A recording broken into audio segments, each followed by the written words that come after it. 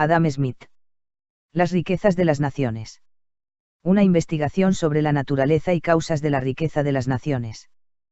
Por Clásicos Audiolibros, excelente voz. Antología esencial. Capítulo I. De la división del trabajo. El progreso más importante en las facultades productivas del trabajo, y gran parte de la aptitud, destreza y sensatez con que diste se aplica o dirige, por doquier, parecen ser consecuencia de la división del trabajo. Los efectos de la división del trabajo en los negocios generales de la sociedad se entenderán más fácilmente considerando la manera como opera en algunas de las manufacturas. Generalmente se cree que tal división es mucho mayor en ciertas actividades económicas de poca importancia, no porque efectivamente esa división se extreme más que en otras actividades de importancia mayor, sino porque en aquellas manufacturas que se destinan a ofrecer satisfacciones para las pequeñas necesidades de un reducido número de personas, el número de operarios ha de ser pequeño, y los empleados en los diversos pasos o etapas de la producción se pueden reunir generalmente en el mismo taller y a la vista del espectador. Por el contrario, en aquellas manufacturas destinadas a satisfacer los pedidos de un gran número de personas, cada uno de los diferentes ramos de la obra emplea un número tan considerable de obreros, que es imposible juntarlos en el mismo taller. Difícilmente podemos abarcar de una vez, con la mirada, sino los obreros empleados en un ramo de la producción. Aun cuando en las grandes manufacturas la tarea se puede dividir realmente en un número de operaciones mucho mayor que en otras manufacturas más pequeñas, la división del trabajo no es tan obvia y, por consiguiente, ha sido menos observada. Tomemos como ejemplo una manufactura de poca importancia, pero a cuya división del trabajo se ha hecho muchas veces refrenda, la de fabricar alfileres. Un obrero que no haya sido adiestrado en esa clase de tarea, converja por virtud de la división del trabajo en un oficio nuevo, y que no esté acostumbrado a manejar la maquinaria que en uno se utiliza, cuya invención ha derivado, probablemente, de la división del trabajo, por más que trabaje, apenas podría hacer un alfiler al día, y desde luego no podría confeccionar más de 20.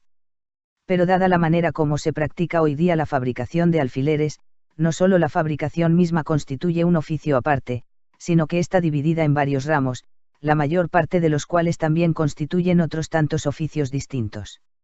Un obrero estira el alambre, otro lo endereza, un tercero lo va cortando en trozos iguales, un cuarto hace la punta, un quinto obrero está ocupado en limar el extreme donde se va a colocar la cabeza.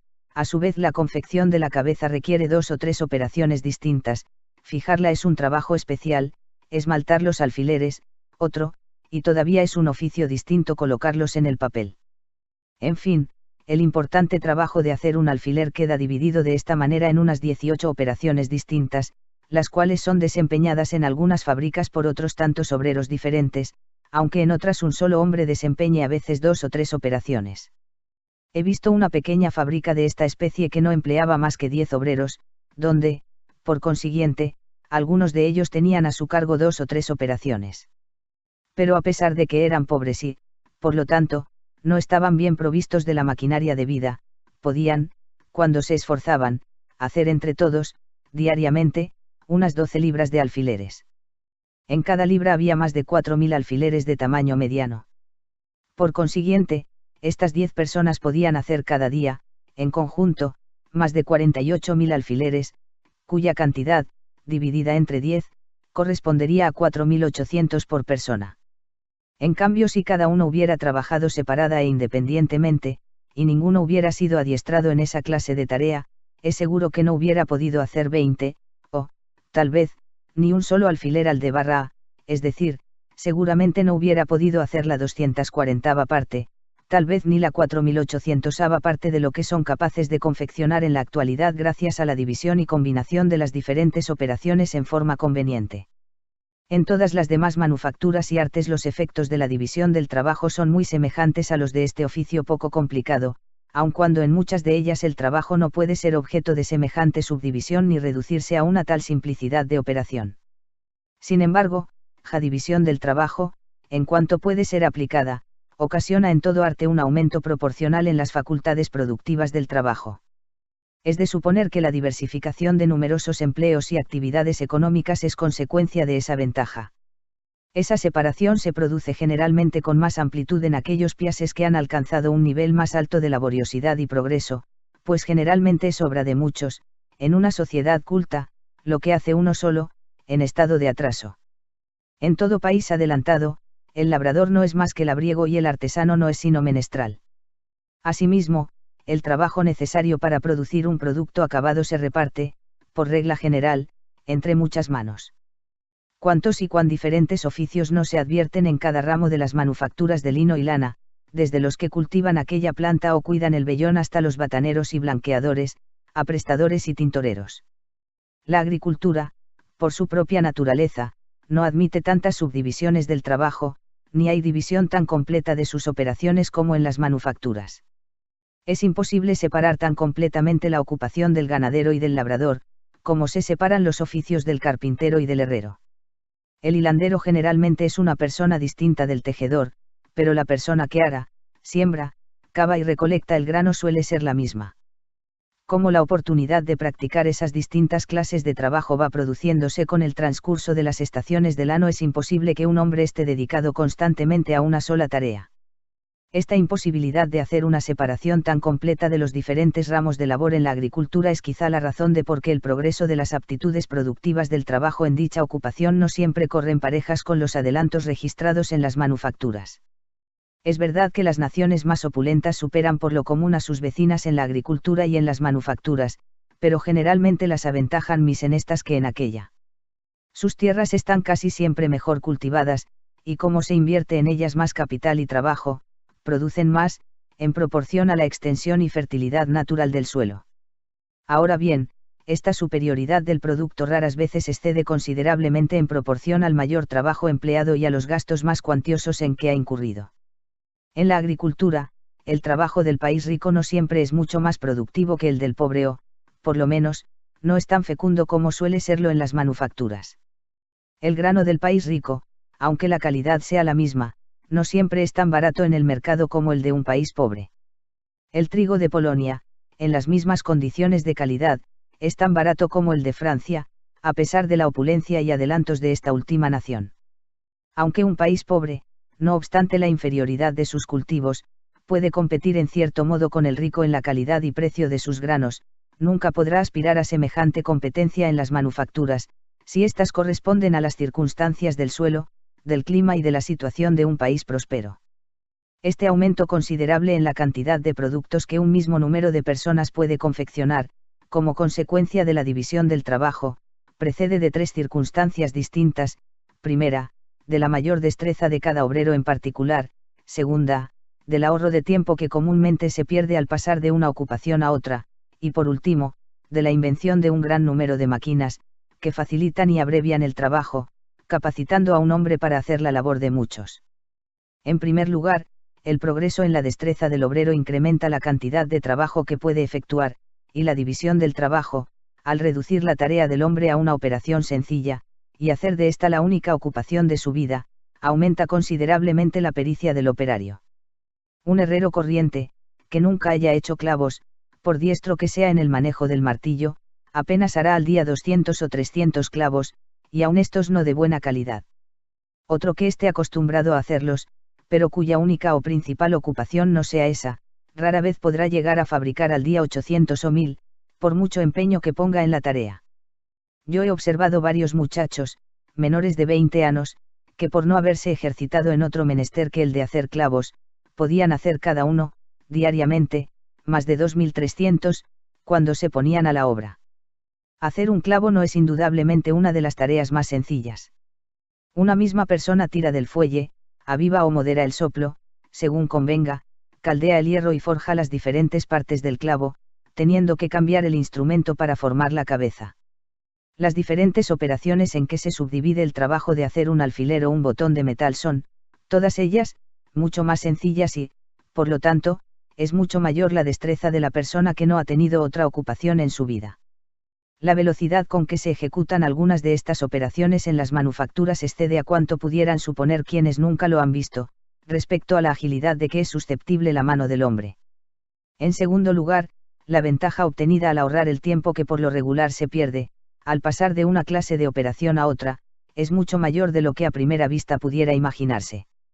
Es imposible pasar con mucha rapidez de una labor a otra, cuando la segunda se hace en sitio distinto y con instrumentos completamente diferentes.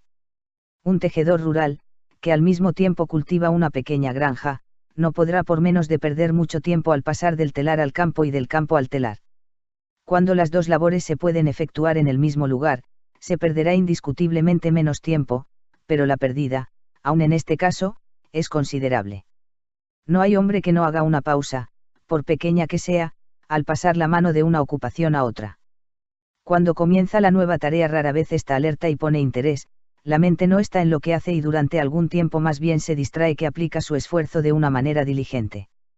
El hábito de remolonear y de proceder con indolencia que, naturalmente, adquiere todo obrero del campo, las más de las veces por necesidad, ya que se ve obligado a mudar de labor y de herramientas cada media hora, y a emplear las manos de 20 maneras distintas al cabo del día, lo convierte, por lo regular, en lento e indolente, incapaz de una dedicación intensa aun en las ocasiones más urgentes.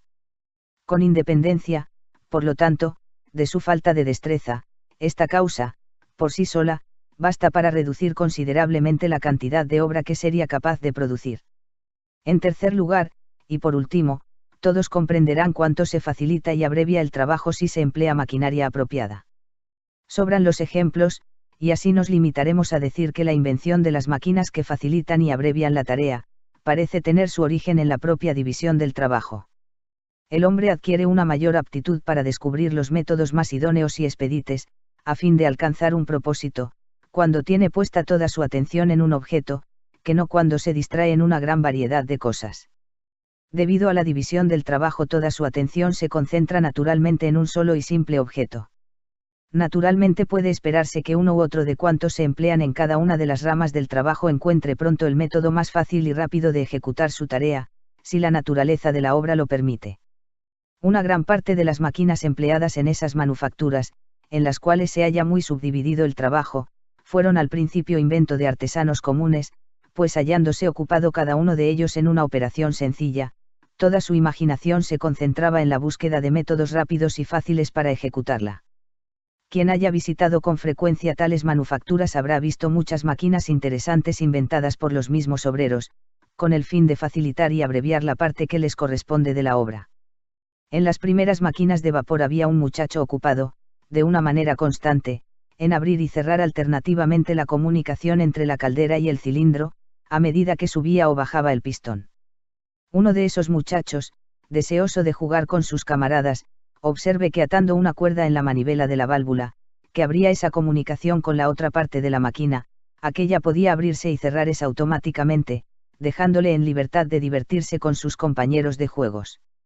Así, uno de los mayores adelantos que ha experimentado ese tipo de máquinas desde que se inventó, se debe a un muchacho ansioso de economizar su esfuerzo. Esto no quiere decir, sin embargo, que todos los adelantos en la maquinaria hayan sido inventados por quienes tuvieron la oportunidad de usarlas. Muchos de esos progresos se deben al ingenio de los fabricantes, que han convertido en un negocio particular la producción de máquinas, y algunos otros proceden de los llamados filósofos u hombres de especulación, cuya actividad no consiste en hacer cosa alguna sino en observarlas todas y, por esta razón, son a veces capaces de combinar o coordinar las propiedades de los objetos mis dispares. Con el progreso de la sociedad, la filosofía y la especulación se convierten, como cualquier otro ministerio, en el afán y la profesión de ciertos grupos de ciudadanos. Como cualquier otro empleo, también ese se subdivide en un gran número de ramos diferentes, cada uno de los cuales ofrece cierta ocupación especial a cada grupo o categoría de filósofos. Tal subdivisión de empleos en la filosofía, al igual de lo que ocurre en otras profesiones, imparte destreza y ahorra mucho tiempo. Cada uno de los individuos se hace más experto en su ramo, se produce más en total y la cantidad de ciencia se acrecienta considerablemente. La gran multiplicación de producciones en todas las artes, originadas en la división del trabajo, da lugar, en una sociedad bien gobernada, a esa opulencia universal que se derrama hasta las clases inferiores del pueblo. Todo obrero dispone de una cantidad mayor de su propia obra, en exceso de sus necesidades, y como cualquier otro artesano, se halla en la misma situación, se encuentra en condiciones de cambiar una gran cantidad de sus propios bienes por una gran cantidad de los creados por otros, o lo que es lo mismo, por el precio de una gran cantidad de los suyos. El uno provee al otro de lo que necesita, y recíprocamente, con lo cual se difunde una general abundancia en todos los rangos de la sociedad. Si observamos las comodidades de que disfruta cualquier artesano o jornalero, en un país civilizado y laborioso, veremos cómo excede a todo cálculo el número de personas que concurren a procurarle aquellas satisfacciones, aunque cada uno de ellos solo contribuya con una pequeña parte de su actividad. Por vasta que sea, la chamarra de lana, pongamos por caso, que lleva el jornalero, es producto de la labor conjunta de muchísimos operarios. El pastor, el que clasifica la lana, el cardador, el amanuense, el tintorero, el hilandero, el tejedor, el batanero, el sastre, y otros muchos, tuvieron que conjugar sus diferentes oficios para completar una producción tan vulgar. Además de esto, cuántos tratantes y arrieros no hubo que emplear para transportar los materiales de unos a otros de estos mismos artesanos, que a veces viven en regiones apartadas del país. Cuánto comercio y navegación, constructores de barcos, marineros, fabricantes de velas y jarcias no hubo que utilizar para conseguir los colorantes usados por el tintorero y que, a menudo, proceden de los lugares más remotos del mundo. Y qué variedad de trabajo se necesita para producir las herramientas del más modesto de estos operarios. Pasando por alto maquinarias tan complicadas como el barco del marinero, el martinete del forjador y el telar del tejedor, consideraremos solamente qué variedad de labores no se requieren para lograr una herramienta tan sencilla como las tijeras, con las cuales el esquilador corta la lana. El minero, el constructor del horno para fundir el mineral, el fogonero que alimenta el crisol, el ladrillero, el albañil, el encargado de la buena marcha del horno, el del martinete, el forjador, el herrero, todos deben coordinar sus artes respectivas para producir las tijeras. Si del mismo modo pasamos a examinar todas las partes del vestido y del ajuar del obrero, la camisa áspera que cubre sus carnes, los zapatos que protegen sus pies, la cama en que yace, y todos los diferentes artículos de su menaje, como el hogar en que prepara su comida, el carbón que necesita para este propósito sacado de las entrañas de la tierra, y acaso conducido hasta allí después de una larga navegación y un dilatado transporte terrestre, todos los utensilios de su cocina, el servicio de su mesa, los cuchillos y tenedores, los platos de peltre o loza, en que dispone y corta sus alimentos, las diferentes manos empleadas en preparar el pan y la cerveza, la vidriera que, sirviéndole abrigo y sin impedir la luz, le protege del viento y de la lluvia, con todos los conocimientos y el arte necesarios para preparar aquel feliz y precioso invento, sin el cual apenas se conseguiría una habitación confortable en las regiones nórdicas del mundo, juntamente con los instrumentos indispensables a todas las diferentes clases de obreros empleados en producir tanta cosa necesaria, si nos detenemos, repito, a examinar todas estas cosas y a considerar la variedad de trabajos que se emplean en cualquiera de ellos, entonces nos daremos cuenta de que sin la asistencia y cooperación de millares de seres humanos, la persona más humilde en un país civilizado no podría disponer de aquellas cosas que se consideran las más indispensables y necesarias. Realmente, comparada su situación con el lujo extravagante del grande, no puede por menos de aparecérsenos simple y frugal, pero con todo eso, no es menos cierto que las comodidades de un príncipe europeo no exceden tanto las de un campesino económico y trabajador, como las de éste superan las de muchos reyes de África, dueños absolutos de la vida y libertad de 10.000 salvajes desnudos.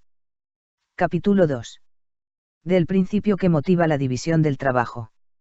Esta división del trabajo, que tantas ventajas reporta, no es en su origen efecto de la sabiduría humana, que prevé y se propone alcanzar aquella general opulencia que de él se deriva.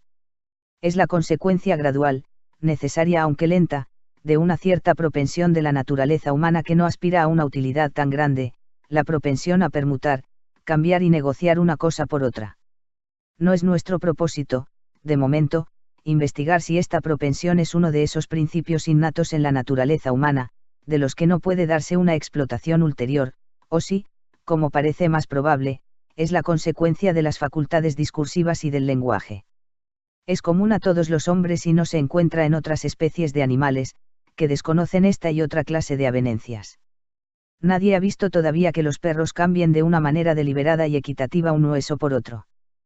Cuando un animal desea obtener cualquier cosa del hombre o de un irracional no tiene otro medio de persuasión sino el halago.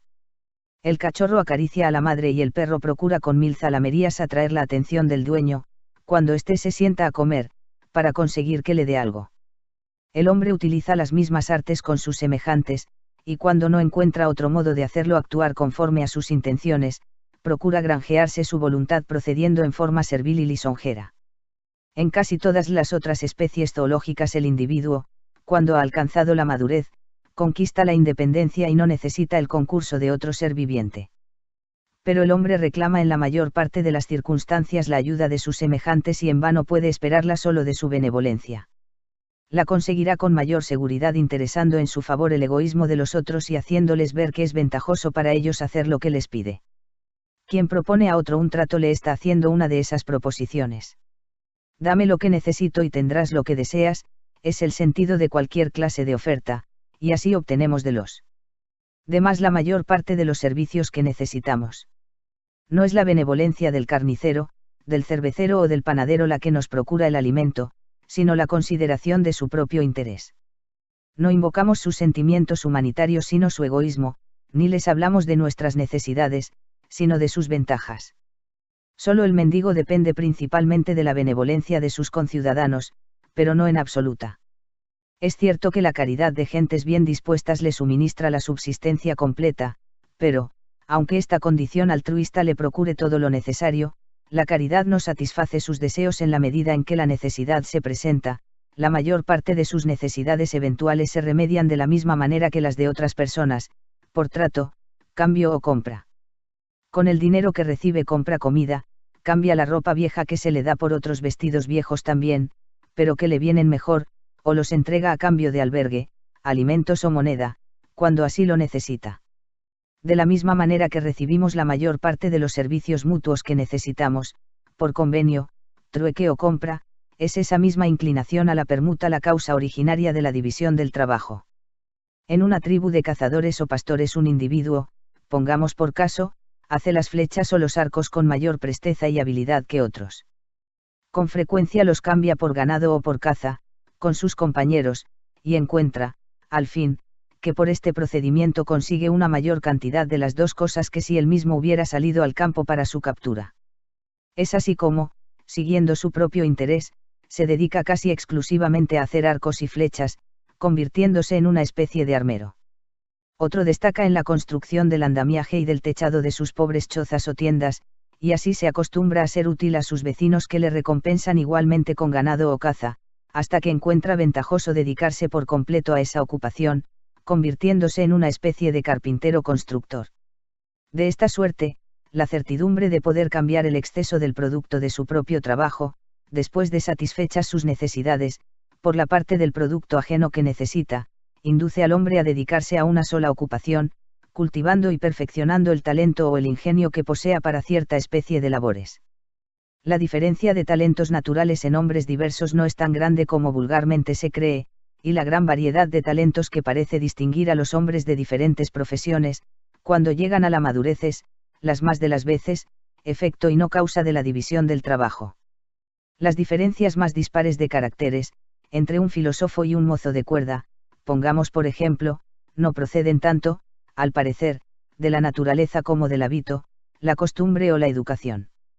En los primeros pasos de la vida y durante los 6 u 8 primeros años de edad fueron probablemente muy semejantes, y ni sus padres ni sus camaradas advirtieron diferencia notable. Poco más tarde comienzan a emplearse en diferentes ocupaciones. Es entonces cuando la diferencia de talentos comienza a advertirse y crece por grados, hasta el punto de que la vanidad del filósofo apenas se encuentra par igual. Mas sin la inclinación al cambio, a la permuta y a la venta, cada uno de los seres humanos hubiera tenido que procurarse por su cuenta las cosas necesarias y convenientes para la vida. Todos hubieran tenido las mismas obligaciones que cumplir e idénticas obras que realizar y no hubiera habido aquella diferencia de empleos que propicia exclusivamente la antedicha variedad de talentos. Entre los hombres, los talentos más dispares se caracterizan por su mutua utilidad, ya que los respectivos productos de sus aptitudes se aportan a un fondo común, en virtud de esa disposición general para el cambio, la permuta o el trueque, y tal circunstancia permite a cada uno de ellos comprar la parte que necesitan de la producción ajena. Capítulo 3. La división del trabajo se halla limitada por la extensión del mercado. Así como la facultad de cambiar motiva la división del trabajo, la amplitud de esta división se halla limitada por la extensión de aquella facultad o, dicho en otras palabras, por la extensión del mercado. Cuando éste es muy pequeño, nadie se anima a dedicarse por entero a una ocupación, por falta de capacidad para cambiar el sobrante del producto de su trabajo, en exceso del propio consume, por la parte que necesita de los resultados de la labor de otros. Capítulo 4. Del origen y uso de la moneda. Tan pronto como se hubo establecido la división del trabajo, solo una pequeña parte de las necesidades de cada hombre se pudo satisfacer con el producto de su propia labor. El hombre subviene a la mayor parte de sus necesidades cambiando el remanente del producto de su esfuerzo, en exceso de lo que consume, por otras porciones del producto ajeno, que y inversa necesita. El hombre vive así, gracias al cambio, convirtiéndose, en cierto modo, en mercader, y la sociedad misma prospera hasta ser lo que realmente es, una sociedad comercial. Cuando comenzó a practicarse la división del trabajo, la capacidad de cambio se vio con frecuencia cohibida y entorpecida en sus operaciones. Es de suponer que un hombre tuviera de una mercancía más de lo que necesitaba, en tanto otro disponía de menos. El primero, en consecuencia, estaría dispuesto a desprenderse del sobrante, y el segundo, a adquirir una parte de este exceso. Mas si acontecía que este último no contaba con nada de lo que el primero había menester, el cambio entre ellos no podía tener lugar. El carnicero tiene más carne en su establecimiento de la que consume, y el cervecero y el panadero gustosamente comprarían una parte de ese excedente. Sin embargo, nada pueden ofrecer en cambio, como no sea el remanente de sus producciones respectivas, y puede ocurrir que el carnicero disponga de cuanto pan y cerveza inmediatamente necesita. En estas condiciones es imposible que el cambio se efectúe entre ellos. Uno no puede ser mercader, ni los otros clientes, con lo cual todos pierden la posibilidad de beneficiarse con sus recíprocos servicios. A fin de evitar inconvenientes de esta naturaleza, todo hombre razonable, en cualquier periodo de la sociedad, después de establecida la división del trabajo, procuró manejar sus negocios de tal forma que en todo tiempo pudiera disponer, además de los productos de su actividad peculiar, de una cierta cantidad de cualquier otra mercancía, que a su juicio escasas personas serían capaces de rechazar a cambio de los productos de su respectivo esfuerzo. Es muy probable que para este fin se seleccionasen y eligieran, de una manera sucesiva, muchas cosas diferentes. Sin embargo, en todos los países resolvieron los hombres, por diversas razones incontrovertibles, dar preferencia para este uso a los metales, sobre todas las demás mercaderías. Es así como la moneda se convirtió en instrumento universal de comercio en todas las naciones civilizadas, y por su mediación se compran, venden y permutan toda clase de bienes.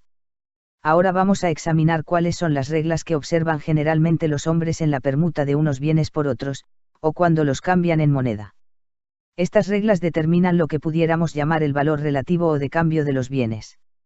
Debemos advertir que la palabra valor tiene dos significados diferentes, pues a veces expresa la utilidad de un objeto particular, y, otras, la capacidad de comprar otros bienes, capacidad que se deriva de la posesión del dinero. Al primero lo podemos llamar valor en uso, y al segundo, valor en cambio.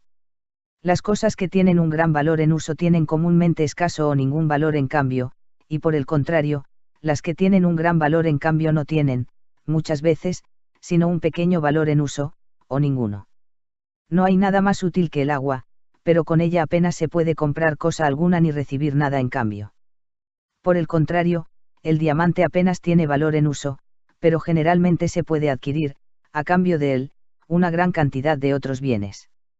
Para investigar los principios que regulan el valor en cambio, de las mercancías, procuraremos poner en claro, primero, cuál sea la medida de este valor en cambio, o en qué consiste el precio real de todos los bienes, segundo, cuáles son las diferentes partes integrantes de que se compone este precio real.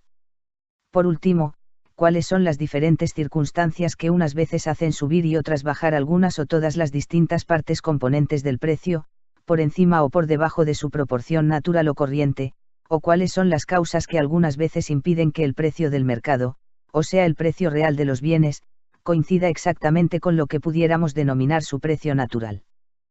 Capítulo V. Del precio real y nominal de las mercancías, o de su precio en trabajo y de su precio en moneda. Todo hombre es rico o pobre según el grado en que pueda gozar de las cosas necesarias, convenientes y gratas de la vida. Pero una vez establecida la división del trabajo, es solo una parte muy pequeña de las mismas la que se puede procurar con el esfuerzo personal. La mayor parte de ellas se conseguirán mediante el trabajo de otras personas, y será rico o pobre, de acuerdo con la cantidad de trabajo ajeno de que pueda disponer o se halle en condiciones de adquirir. En consecuencia, el valor de cualquier bien, para la persona que lo posee y que no piense usarlo o consumirlo, sino cambiarlo por otros, es igual a la cantidad de trabajo que pueda adquirir o de que pueda disponer por mediación suya. El trabajo, por consiguiente, es la medida real del valor en cambio de toda clase de bienes. El precio real de cualquier cosa, lo que realmente le cuesta al hombre que quiere adquirirla, son las penas y fatigas que su adquisición supone. Lo que realmente vale para el que ya la ha adquirido y desea disponer de ella, o cambiarla por otros bienes, son las penas y fatigas de que lo libraran, y que podrá imponer a otros individuos. Lo que se compra con dinero o con otros bienes, se adquiere con el trabajo, lo mismo que lo que adquirimos con el esfuerzo de nuestro cuerpo. El dinero o sea otra clase de bienes nos dispensan de esa fatiga. Contienen el valor de una cierta cantidad de trabajo, que nosotros cambiamos por las cosas que suponemos encierran, en un momento determinado, la misma cantidad de trabajo. El trabajo fue, pues, el precio primitivo, la moneda originaria que sirvió para pagar y comprar todas las cosas. No fue con el oro ni con la plata, sino con el trabajo como se compró originariamente en el mundo toda clase de riquezas, su valor para los que las poseen y desean cambiarlas por otras producciones es precisamente igual a la cantidad de trabajo que con ella pueden adquirir y disponer. Pero aunque el trabajo es la medida real del valor en cambio de todos los bienes, generalmente no es la medida por la cual se estima ese valor. Con frecuencia es difícil averiguar la relación proporcional que existe entre cantidades diferentes de trabajo. El tiempo que se gasta en dos diferentes clases de tarea no siempre determina de una manera exclusiva esa proporción. Han de tomarse en cuenta los grados diversos de fatiga y de ingenio. Una hora de trabajo penoso contiene a veces más esfuerzo que 2 horas de una labor fácil, y más trabajo, también, la aplicación de una hora de trabajo en una profesión cuyo aprendizaje requiere el trabajo de 10 años, que un mes de actividad en una labor ordinaria y de fácil ejecución. Mas no es fácil hallar una medida idónea del ingenio y del esfuerzo. Es cierto, no obstante, que al cambiar las diferentes producciones de distintas clases de trabajo se suele admitir una cierta tolerancia en ambos conceptos.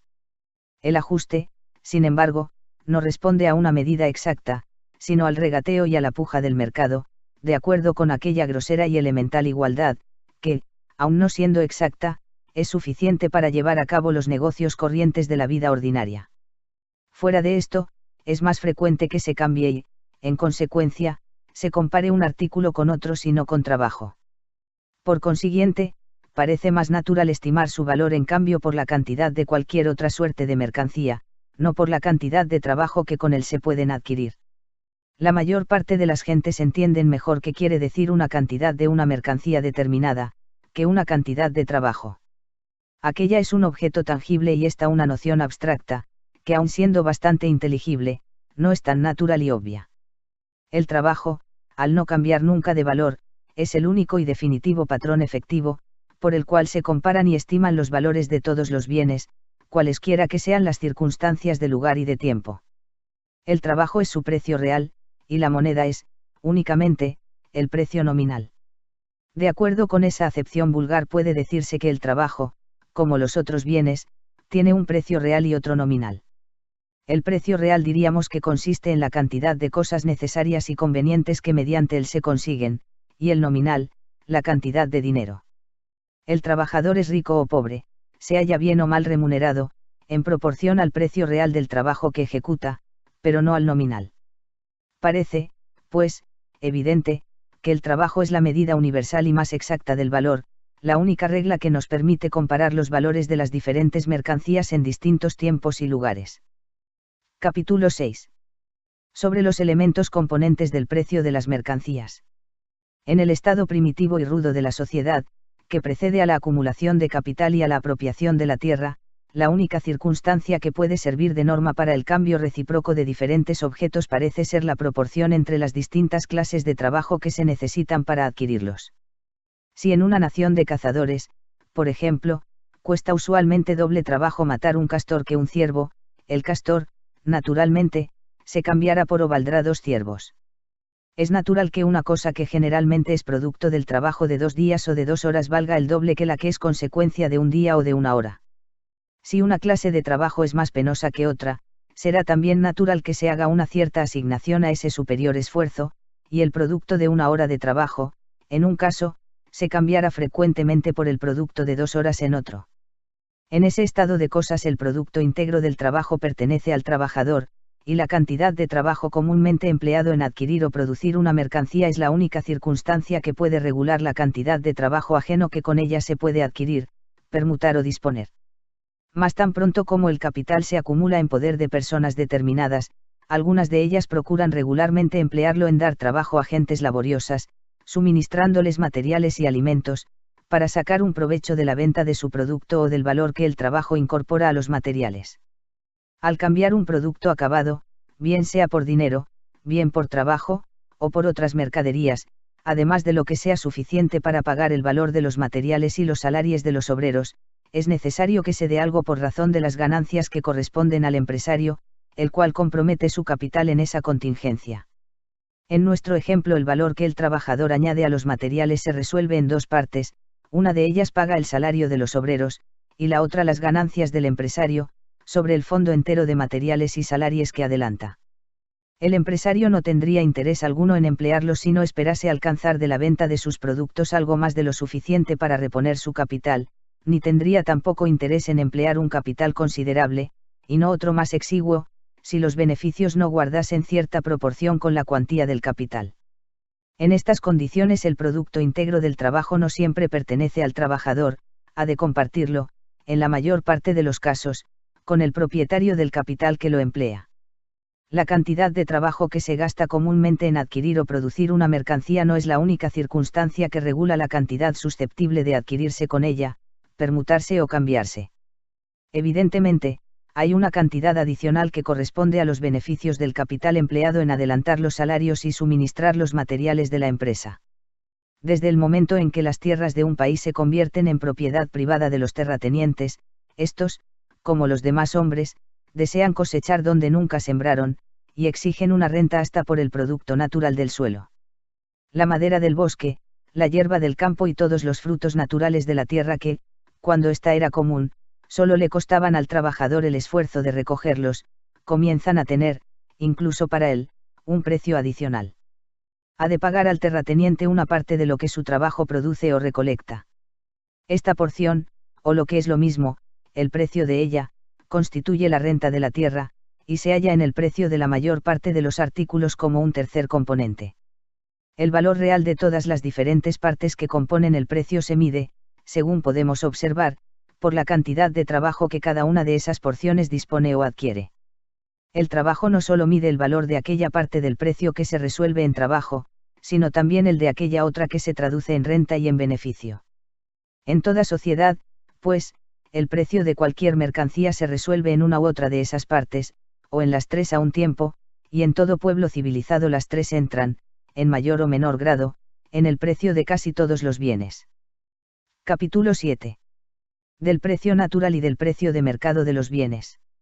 En toda sociedad o comarca existe una tasa promedia o corriente de salarios y de beneficios en cada uno de los empleos distintos del trabajo y del capital. Como veremos más adelante, dicha tasa se regula naturalmente, en parte, por las circunstancias generales de la sociedad, su riqueza o pobreza, su condición estacionaria, adelantada o decadente, y en parte, por la naturaleza peculiar de cada empleo. Existe también en toda sociedad o comunidad una tasa promedio o corriente de renta, que se regula a sí mismo, como tendremos ocasión de ver más adelante, en parte por las circunstancias generales que concurren en aquella sociedad o comunidad donde la tierra se halle situada, y en parte por la fertilidad natural o artificial del terreno.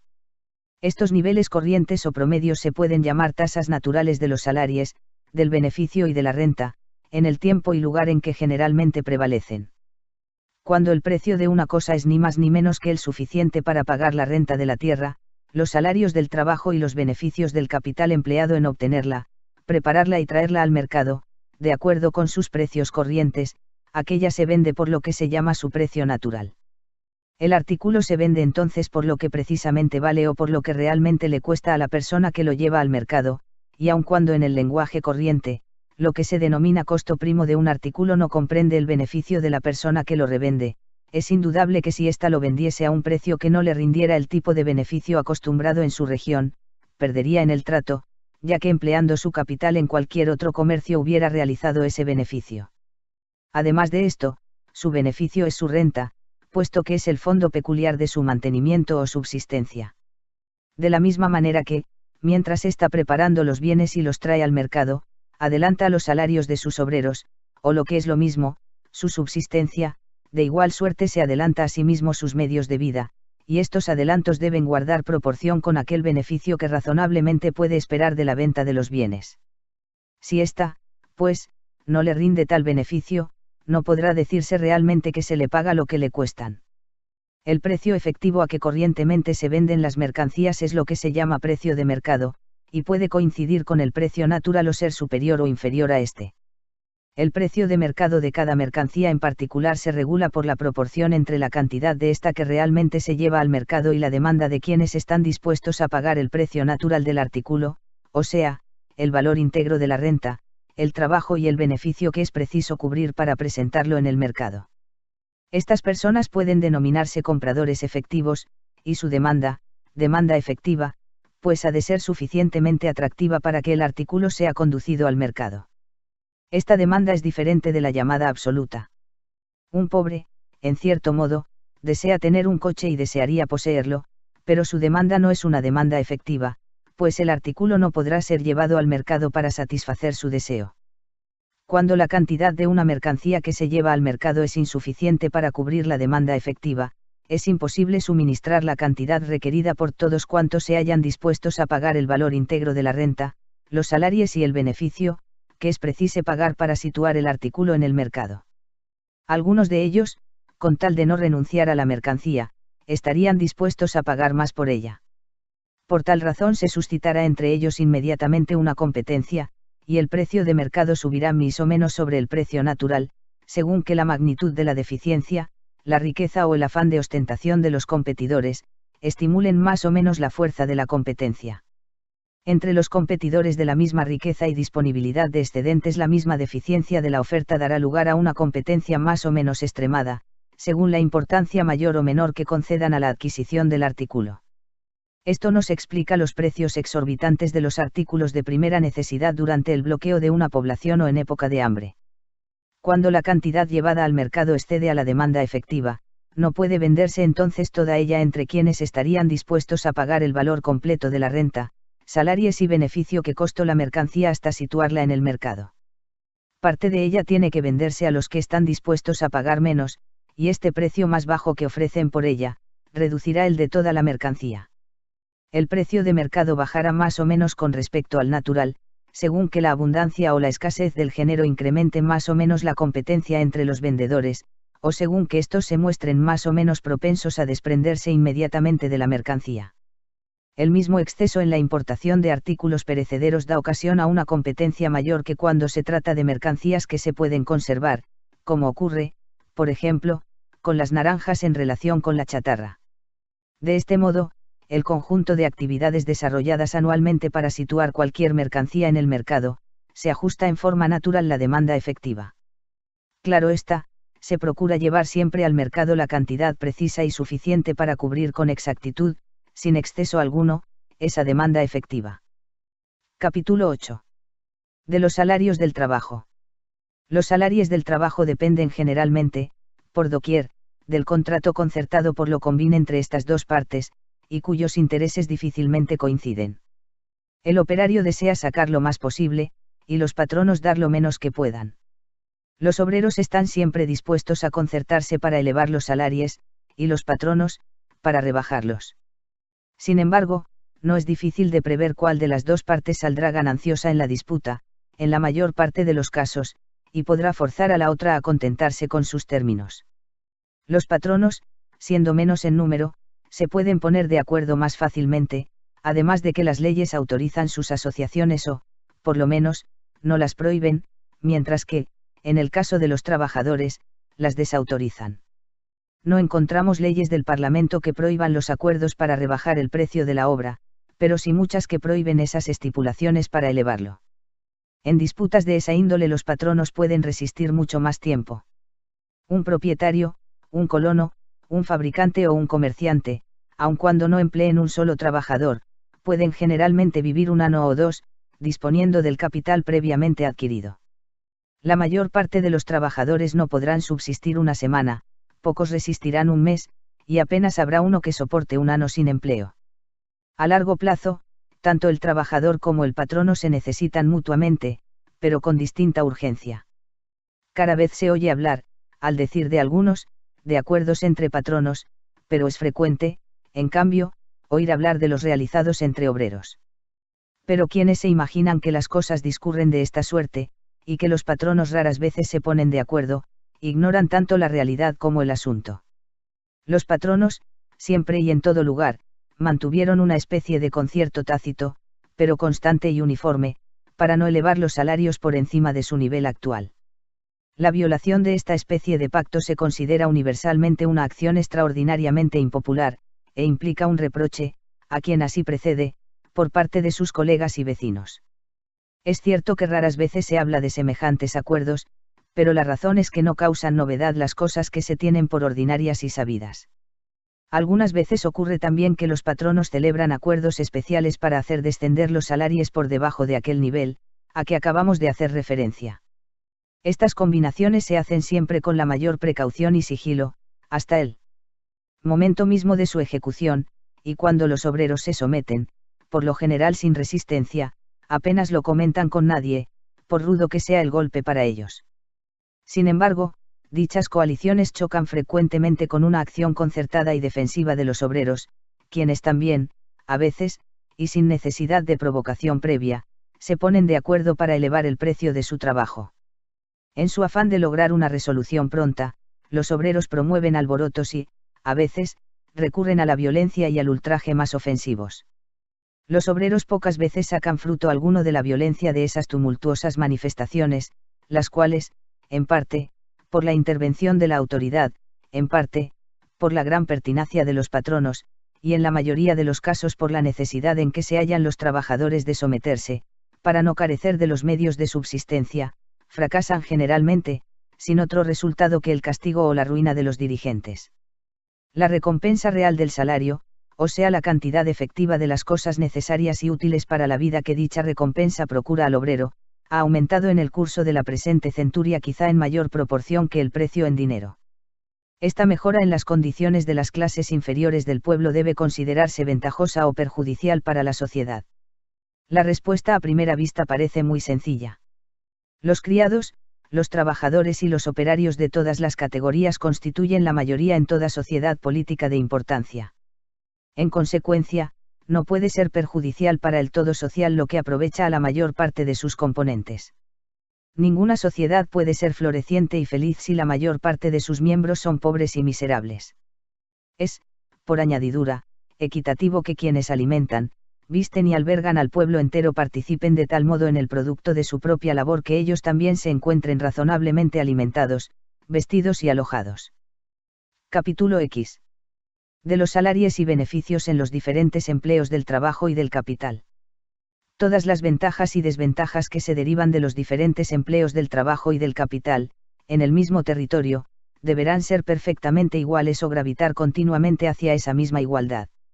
Si en el mismo territorio un empleo fuese evidentemente más o menos ventajoso que otros, un cierto número de personas buscarían ocupación, en un caso, y otro cierto número desertarían de ese empleo, en el otro, de tal suerte que muy pronto, por compensación, se volvería al nivel de otras ocupaciones.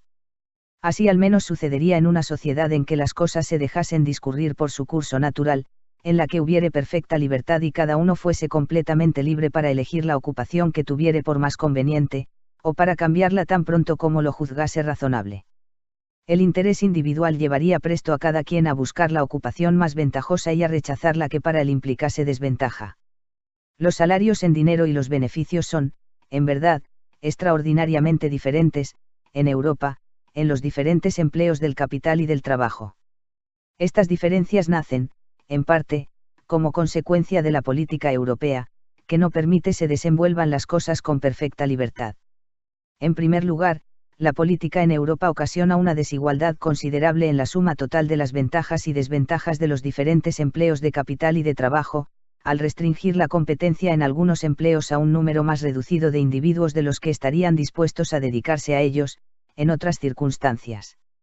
Los principales medios de que se vale para esos fines son los privilegios exclusivos de las corporaciones o gremios. El privilegio exclusivo de un oficio o gremio necesariamente restringe la competencia, en la ciudad donde se haya establecido, a las personas que gozan de la libertad de ejercer en la respectiva actividad. El requisito esencial para obtener esa licencia consiste en haber hecho el aprendizaje en el mismo pueblo, bajo la guía de un maestro debidamente autorizado. Los estatutos gremiales prescriben, a veces, el número de aprendices que un maestro está autorizado a tener y, casi siempre, el número de años que debe durar el aprendizaje. El propósito de ambas regulaciones no es otro sino el de limitar la competencia a un número mucho menor de personas de las que de otra suerte se dedicarían a la actividad respectiva. La limitación del número de aprendices sirve para restringir directamente la concurrencia. La prolongación del tiempo de aprendizaje opera de una manera indirecta, pero no menos eficaz, al aumentar los gastos de educación. En segundo lugar, como la política de Europa aumenta la competencia en algunos ramos mucho más de lo que sería natural, ocasiona otra desigualdad muy importante en la distribución general de las ventajas y desventajas que resultan de los diferentes empleos de capital y de trabajo. En tercer lugar, la política que se sigue en Europa coarta la libre circulación del trabajo y del capital, tanto de empleo a empleo como de lugar a lugar, ocasionando así otra desigualdad en las ventajas y desventajas conjuntas de las diversas ocupaciones. Libro segundo. Introducción. En aquel estado primitivo de la sociedad, en que no se practica la división del trabajo, y apenas se conoce el cambio, y en el cual cada ser humano se procura cuanto necesita, por su propio esfuerzo, no es necesario acumular capital de antemano para desarrollar las actividades de la colectividad. Cada hombre procura satisfacer sus necesidades en la medida que se presentan, poniendo en juego su propia laboriosidad. Cuando está hambriento, se irá a cazar al bosque, cuando su vestimenta está deteriorada cubre su cuerpo con la piel del primer animal grande al que da muerte, y cuando la choza amenaza ruina, la repara, con los árboles y la tierra de las inmediaciones. Ahora bien, una vez establecida en gran escala la división del trabajo, el producto de la tarea individual no alcanza a cubrir sino una parte muy pequeña de sus necesidades eventuales. La mayoría de las gentes recurren al producto del trabajo de otras personas, que compra o adquiere con el producto del trabajo propio, o lo que es igual, con el precio de éste. Pero como dicha adquisición no puede hacerse hasta que el producto del trabajo individual propio no solamente esté terminado, sino vendido, es necesario acumular diferentes bienes en cantidad suficiente para mantenerle y surtirle con los materiales e instrumentos propios de su labor, hasta el instante mismo en que ambas circunstancias acaezcan. Un tejedor no puede aplicarse plenamente a las tareas propias de su oficio si de antemano no ha acumulado en alguna parte, bien a su disposición o en poder de otra persona, un capital suficiente para atender a su manutención y disponer de los materiales e instrumentos de su oficio, hasta el momento mismo en que no solamente haya acabado la labor, sino vendido la tela. Esta acumulación es menester que preceda necesariamente a la aplicación de su actividad a dicha industria, por todo el tiempo que dure semejante tarea. Así como la acumulación del capital, según el orden natural de las cosas debe preceder a la división del trabajo, de la misma manera, la subdivisión de éste, solo puede progresar en la medida en que el capital haya ido acumulándose previamente. La cantidad de materiales que el mismo número de personas se encuentra en condiciones de manufacturar aumenta en la medida misma en que el trabajo se subdivide cada vez más, y como las tareas de cada trabajador van gradualmente haciéndose más sencillas, se inventan nuevas máquinas, que facilitan y abrevian aquellas operaciones. ASF, al ritmo al que adelanta la división del trabajo para proporcionar un empleo constante al mismo número de operarios ha de acumularse previamente un fondo de provisiones adecuado a dicho número, y una cantidad de materiales y de herramientas mayor del que sería menester en una situación rudimentaria. Ahora bien, el número de obreros en cada una de las ramas de la industria aumenta generalmente con la división del trabajo en ese sector, o más bien el aumento de ese número facilita la clasificación de los obreros en dicha actividad. Así como la acumulación del capital es condición previa para llevar adelante esos progresos en la capacidad productiva del trabajo, de igual suerte dicha acumulación tiende naturalmente a perfeccionar tales adelantos. Quien emplea su capital en dar trabajo, desea naturalmente emplearlo de tal modo que éste produzca la mayor cantidad de obra posible. Procura, por tanto, que la distribución de operaciones entre sus obreros sea la más conveniente, y les provee, al mismo tiempo, de las mejores máquinas que pueda inventar o les sea posible adquirir. Sus aptitudes en ambos respectos guardan proporción con la magnitud de su capital o con el número de personas a quienes pueda dar trabajo. Por consiguiente, no solo aumenta el volumen de actividad en los países, con la acumulación de capital que en ella se emplea, sino que, como consecuencia de este aumento, un mismo volumen de actividad produce mucha mayor cantidad de obra. Tales son, en general, los efectos que produce la acumulación del capital en la industria y en su capacidad productora. Capítulo 3. De la acumulación del capital, o del trabajo productivo e improductivo. Existe una especie de trabajo que afiade valor al objeto a que se incorpora, y otra que no produce aquel efecto. Al primero, por el hecho de producir valor, se le llama productivo, al segundo, improductivo. Así, el trabajo de un artesano en una manufactura, agrega generalmente valor a los materiales que trabaja, tales como su mantenimiento y los beneficios del maestro. El de un criado doméstico, por el contrario, no añade valor alguno. Aunque el maestro haya adelantado al operario sus salarios, nada viene a costarle en realidad, pues el aumento de valor que recibe la materia, en que se ejercitó el trabajo, restituye, por lo general, con ganancias los jornales adelantados, pero el mantenimiento de un sirviente jamás le es restituido al amo de ese modo. Cualquiera se enriquece empleando muchos obreros en las manufacturas, y en cambio, se empobrece manteniendo un gran número de criados. Sin embargo, el trabajo de estos últimos tiene también su valor peculiar, y merece una recompensa con tanta justicia como el de un artesano. Pero la labor del obrero empleado en las manufacturas se concreta y realiza en algún objeto especial o mercancía vendible, que dura, por lo menos, algún tiempo después de terminado el trabajo. Viene a ser como si en aquella mercancía se incorporase o almacenase una cierta cantidad de trabajo, que se puede emplear, si es necesario, en otra ocasión. Aquel objeto, o lo que es lo mismo, su precio puede poner después en movimiento una cantidad de trabajo igual a la que en su origen sirvió para producirlo. El trabajo de los servidores domésticos no se concreta ni realiza en materia alguna particular o mercancía susceptible de venta. Sus servicios perecen, por lo común, en el momento de prestarlos, y rara vez dejan tras de sí huella de su valor, que sirviera para adquirir igual cantidad de trabajo. El trabajo de algunas de las clases más respetables de la sociedad, al igual de lo que ocurre con los servidores domésticos, no produce valor alguno, y no se concreta o realiza en un objeto permanente o mercancía vendible, que dure después de realizado el trabajo, ni da origen a valor que permitiera conseguir más tarde igual cantidad de trabajo. El soberano, por ejemplo, con todos los funcionarios o ministros de justicia que sirven bajo su mando, los del ejército y de la marina, son en aquel sentido trabajadores improductivos.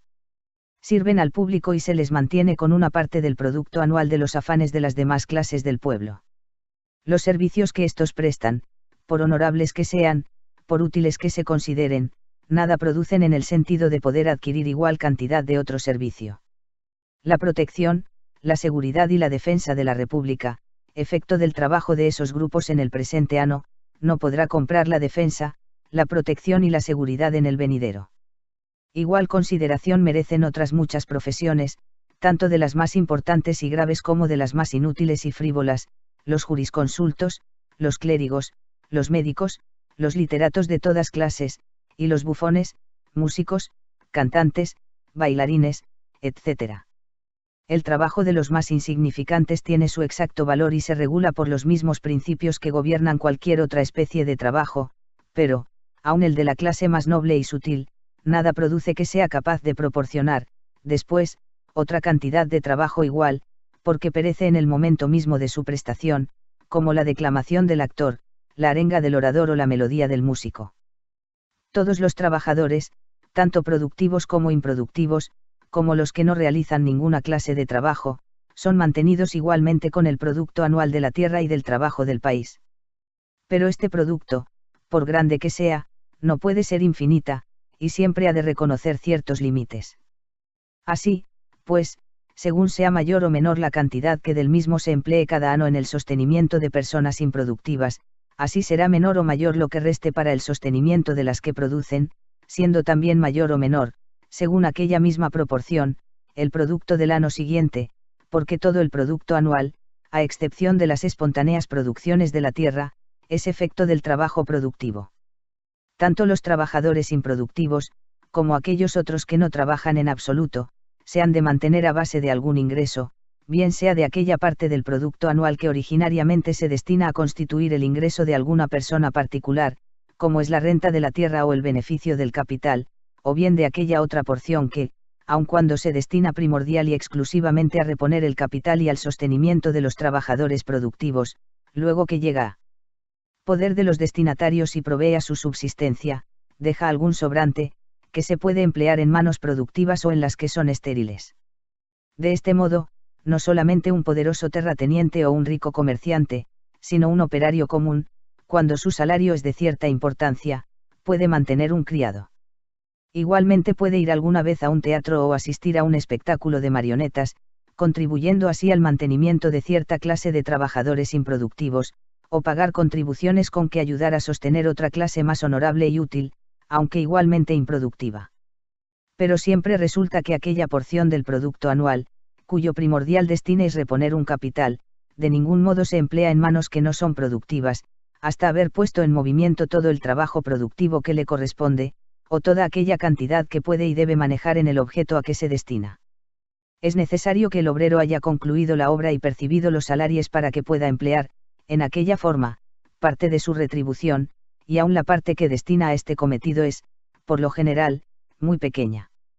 Esta porción es la parte que ahorra de su ingreso y que, tratándose de trabajadores productivos, no puede ser muy grande. No obstante, por lo común, siempre tiene cierta importancia, y cuando pagan las contribuciones, la magnitud de su número compensa en cierto modo la pequeña aportación de cada uno de ellos. La renta de la tierra y los beneficios del capital son, por doquier, las principales fuentes de donde derivan su mantenimiento las manos improductivas. Estas dos clases de ingresos son las que permiten a los propietarios un ahorro más grande, con el cual pueden mantener indiferentemente manos productivas o estelliles, aun cuando, por lo general, estas clases tienen cierta predilección por las últimas. Los dispendios de un gran terrateniente mantienen, por lo común, mayor número de personas ociosas que de trabajadores. El comerciante rico, aunque emplea su capital en mantener solamente personas industriosas, con sus gastos, es decir, con el empleo de sus rentas mantiene, por lo general, las mismas clases de gentes que un poderoso hacendado. En consecuencia, la proporción que existe entre las manos productivas y las que no se consideran como tales, en cualquier país, depende en gran parte de la relación del producto anual que en cuanto proviene de la tierra o de las manos de los trabajadores productivos, se destina inmediatamente a reponer el capital, y la que se destina a asegurar un ingreso, llámese renta o beneficio. Mas esta proporción es muy distinta en los países ricos y en los pobres. Parece, pues, que la proporción entre capital y renta es la que regula en todas partes la relación que existe entre ociosidad e industria. Donde predomina el capital, prevalece la actividad económica; donde prevalece la renta, predomina la ociosidad. Cualquier aumento o disminución del capital promueve de una manera natural el aumento o la disminución de la magnitud de la industria, el número de manos productivas y, por consiguiente, el valor en cambio del producto anual de la tierra y del trabajo del país, que es en definitiva la riqueza real y el ingreso de sus habitantes. Los capitales aumentan con la sobriedad y la parsimonia, y disminuyen con la prodigalidad y la disipación. Todo lo que una persona ahorra de su renta lo acumula a su capital y lo emplea en mantener un mayor número de manos productivas, o facilita que otra persona lo haga, prestándoselo a cambio de un interés o, lo que viene a ser lo mismo, de una participación en la ganancia. Así como el capital de un individuo solo puede aumentar con lo que ahorre de sus rentas anuales o de sus ganancias, de igual suerte el capital de la sociedad, que coincide con el de sus individuos, no puede acrecentarse sino en la misma forma. La sobriedad o parsimonia y no la laboriosidad es la causa inmediata del aumento de capital. La laboriosidad, en efecto, provee la materia que la parsimonia acumula, pero por mucho que fuese capaz de adquirir aquella, nunca podría lograr engrandecer el capital, sin el concurso de esta última. La parsimonia, al aumentar el capital que se destina a dar ocupación a manos productivas, contribuye a aumentar el número de aquellas cuyo trabajo agrega algún valor a la materia que elaboran, contribuyendo así a incrementar el valor en cambio del producto anual de la tierra y del trabajo del país. Pone en movimiento una cantidad adicional de actividad laboriosa que da un valor adicional a ese producto anual. Lo que cada año se ahorra se consume regularmente, de la misma manera que lo que se gasta en el mismo periodo, y casi al mismo tiempo también, pero por una clase distinta de gentes. Aquella porción de sus rentas que gasta anualmente el rico, se consume, en la mayor parte de los casos, por los criados y huéspedes ociosos, que nada producen a cambio de lo que consumen. Sin embargo, la proporción de la renta que ahorra al cabo del año, como que se emplea en la consecución de una ganancia se emplea en concepto de capital, y se consume en la misma forma y poco más o menos en el mismo periodo de tiempo, pero por una clase distinta de gente, los manufactureros, trabajadores y artesanos, que reproducen, con una ganancia neta, lo que anualmente consumen. Supongamos, a manera de ejemplo, que aquellas rentas se le pagan en dinero. En el caso de que las gaste en su totalidad, el alimento, el vestido y el albergue, que con todo aquel dinero puede adquirir, queda distribuido entre la gente de la primera clase, pero si ahorra alguna porción de aquel dinero, como esta parte se invierte de modo inmediato, en concepto de capital, con la mira de obtener una ganancia, el vestido, el alojamiento y las provisiones que se pueden comprar con esa parte, se reservan necesariamente para la segunda categoría de personas. El consumo es el mismo, pero los consumidores son diferentes. Cualquier aumento en la cantidad de plata, permaneciendo inalterable la de mercancías que por su mediación circulan, no puede tener otro efecto sino el de disminuir el valor de aquel metal. El valor nominal de toda clase de bienes sería mayor, pero el valor real sería necesariamente el mismo de antes. Se cambiarían por un mayor número de monedas de plata, pero la cantidad de trabajo de que podrían disponer, así como el número de gentes que podrían mantener y emplear, sería precisamente el mismo. El capital del país sería también idéntico, aunque ahora se necesitase una mayor cantidad de signos monetarios para trasladar de una mano a otra la misma suma. Los folios de una escritura o el alegato de un abogado verboso crecerían en extensión, pero la cosa materia de la obligación sería la misma que antes y produciría idénticos efectos. Permaneciendo inalterados los fondos destinados al mantenimiento de trabajo productivo, igual ocurriría con la demanda de ese trabajo. El precio real del salario sería el mismo, aunque aumentase el precio nominal. Los obreros recibirían un mayor número de signos monetarios, pero con ellos no podrían comprar una mayor cantidad de bienes. Los beneficios del capital serían los mismos, tanto en el aspecto nominal como en el real. Los salarios del trabajo se computan regularmente por la cantidad de plata que se paga al trabajador, y cuando ésta aumenta, se dice que aumentan también aquellos, aunque no sean realmente mayores. Ahora bien, las ganancias del capital no se miden por la cantidad de signos monetarios con que se pagan dichos beneficios, sino por la proporción que guardan con el capital empleado. Pero no habiéndose alterado el capital total de la nación, la competencia entre los diferentes capitales individuales, que componen aquella masa, será la misma que antes. Libro tercero. Capítulo I. Del progreso natural de la opulencia.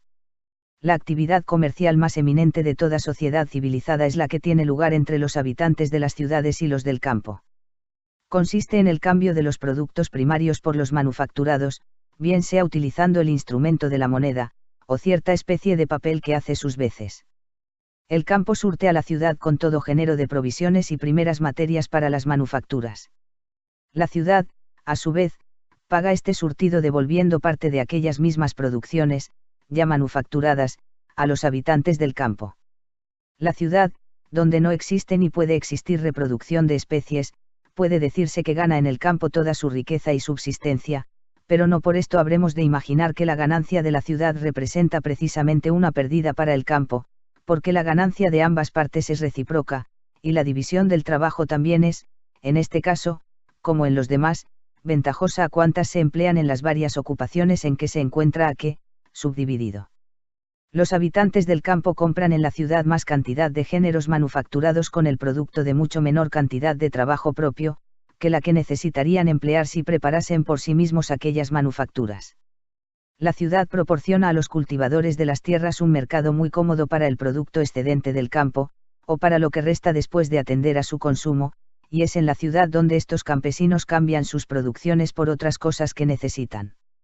Cuanto mayor es el número y los ingresos de los habitantes de las ciudades, más extenso es el mercado que se ofrece a quienes viven en distritos rurales, y cuanto más extensiva sea este mercado, mayor será el número de los que participan de sus ventajas. Así como, Por naturaleza, el sustento es primero que las comodidades y el lujo, así la actividad económica que proporciona satisfacción al primero habrá de ser necesariamente preferida a la que surte el segundo. El cultivo y mejora de las tierras que producen el sustento no puede menos de preceder a los progresos de la ciudad, que es la que suministra los medios para las comodidades y el lujo. El producto excedente del campo, o sea lo que resta después de haber atendido a las necesidades de quienes lo cultivan, constituye la subsistencia de la ciudad, de tal forma que ésta no puede progresar sino con el aumento de dicho excedente de las zonas rurales. Son las naturales inclinaciones del hombre las que promueven, en cada país particular, aquel orden de cosas que las necesidades humanas imponen en general a todo el mundo, aunque no específicamente en cada país. A igualdad de beneficios, o a falta de grandes diferencias entre ellos, la mayor parte de los hombres hubieran preferido emplear sus capitales en el cultivo y mejora de los campos, en lugar de destinarlos a las manufacturas o al comercio exterior. Quien emplea su capital en trabajar la tierra lo tiene más a su alcance y bajo su control, por lo que su fortuna se halla mucho menos expuesta a las adversidades que afligen al comerciante, quien se ve obligado la mayor parte de las veces a fiarla no solo a los vientos y a las olas, sino a otros elementos más azarosos, tales como la imprudencia y la injusticia de algunos hombres, concediendo a veces créditos liberales a personas situadas en lugares distantes y cuyo carácter y situación nunca pueden ser enteramente conocidos del interesado. Cuando se piensa emplear un capital, en igualdad de posibilidades de ganancia, las manufacturas son naturalmente preferidas al comercio exterior, por la misma razón que la agricultura se prefiere a las manufacturas. Así como el capital del hacendado o del labrador está más seguro que el empleado en las manufacturas, así también lo está el del fabricante con respecto al de quien comercia en géneros extranjeros porque lo tiene más a mano y bajo su control. Siguiendo, pues, el curso natural de las cosas, la mayor parte del capital de toda sociedad adelantada se invierte, primero, en la agricultura, después en las manufacturas y, por último, en el comercio exterior. Este orden de cosas es tan regular que no creemos exista sociedad alguna poseedora de un cierto territorio en que no se haya manifestado en cierto grado. Siempre se ha visto que fueron cultivadas partes de sus tierras antes de que se establecieran ciudades importantes, así como se han establecido algunas manufacturas e industrias, aunque rudimentarias, antes de haber podido pensar de una manera prudente en emprender actividades de comercio exterior. Libro cuarto. Introducción. La economía política, considerada como uno de los ramos de la ciencia del legislador o del estadista, se propone dos objetos distintos: el primero, suministrar al pueblo un abundante ingreso o subsistencia, o, hablando con más propiedad, habilitar a sus individuos y ponerles en condiciones de lograr por sí mismos ambas cosas; el segundo, proveer al Estado o República de rentas suficientes para los servicios públicos. Procura realizar, pues, ambos fines, o sea enriquecer al soberano y al pueblo. Los diferentes progresos que en punto a opulencia se han hecho durante varios siglos y en distintas naciones dieron origen a dos distintos sistemas de economía política, dirigidos a enriquecer los pueblos. El uno, puede llamarse sistema mercantil, el otro, sistema agrícola. Procuraremos explicar ambos con la claridad y distinción que nos sea posible, comenzando por el sistema mercantil. Capítulo I. Del principio del sistema mercantil. Que la riqueza consiste en dinero, o en oro y plata, es una idea popular, derivada de las dos distintas funciones del dinero, como instrumento de comercio y como medida de valor. En virtud de la primera de esas funciones, podemos adquirir con el dinero cuanto necesitamos, con más facilidad que por mediación de cualquier otra mercancía. El gran negocio de siempre consiste en ganar dinero. Una vez conseguido este, cesan las dificultades para emprender otras adquisiciones sucesivas. Como consecuencia de la segunda de esas funciones, que consiste en ser medida de valor, estimamos todas las demás cosas por la cantidad de dinero que podemos conseguir a cambio de ellas. Solemos decir de un hombre rico que vale mucho dinero, y de un hombre pobre que vale poco. De uno ahorrador, o que desea enriquecerse, se acostumbra decir que es muy amante del dinero, y de otro que sea generoso o gastador, que lo mira con indiferencia. Enriquecerse consiste en adquirir dinero. La riqueza y el dinero se tienen, en el lenguaje vulgar, como términos sinónimos.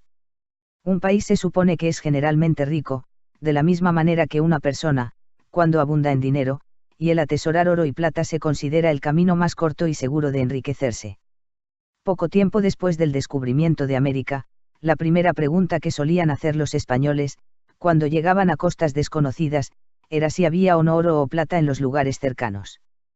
Por los informes de esta clase que tomaban juzgaban después si sería o no conveniente fundar establecimientos en los países que se creían dignos de conquista. Imbuidas por esas máximas vulgares, todas las naciones de Europa se dedicaron a estudiar, aunque no siempre con éxito, las diversas maneras posibles de acumular oro y plata en sus respectivos países. España y Portugal, propietarias de las principales minas que surten a Europa de aquellos metales, han prohibido su exportación bajo las penas más severas, o bien han sometido la saca a impuestos muy fuertes. El comercio interior, que es el más importante de todos, el tráfico en que un capital de la misma cuantía produce el mayor ingreso y crea la ocupación más amplia, se consideraba como subsidiario tan solo del comercio extranjero. Se aseguraba que ni traía ni quitaba dinero al país. Por ende, la nación no podía ser por su causa ni más rica ni más pobre, a no ser porque su prosperidad o decadencia podía influir en la situación del comercio extranjero. En el supuesto, pues, de que se establezcan como ciertos los dos principios, que la riqueza consiste en el oro y la plata, y que estos metales pueden introducirse en los países desprovistos de minas por el único medio de la balanza de comercio, o extrayendo mayor valor del que se introduce, el gran objetivo de la economía política habrá de ser disminuir todo lo posible la importación de géneros extranjeros para el consumo doméstico y aumentar, en lo posible, la exportación del producto de la industria nacional. Los dos grandes arbitrios para enriquecer un país no podían ser otros que las restricciones a la importación y el fomento de las exportaciones. Las restricciones sobre la introducción de mercancías extranjeras en un país son de dos especies. La primera consiste en las restricciones que se establecen, sin reparar en el país de procedencia, sobre géneros extranjeros, para el consumo doméstico, que se pueden producir en el interior. La segunda implica las que se imponen sobre la mayor parte de los artículos extranjeros de ciertas naciones, con las que se supone que es desfavorable la balanza de comercio. Todas estas restricciones unas veces consisten en derechos elevados sobre la importación, y otras veces en prohibiciones absolutas. La exportación se fomenta, a veces, con la devolución de derechos, y otras, con primas a la exportación. También por medio de tratados de comercio ventajosos con estados extranjeros, y mediante el establecimiento de colonias en países distantes.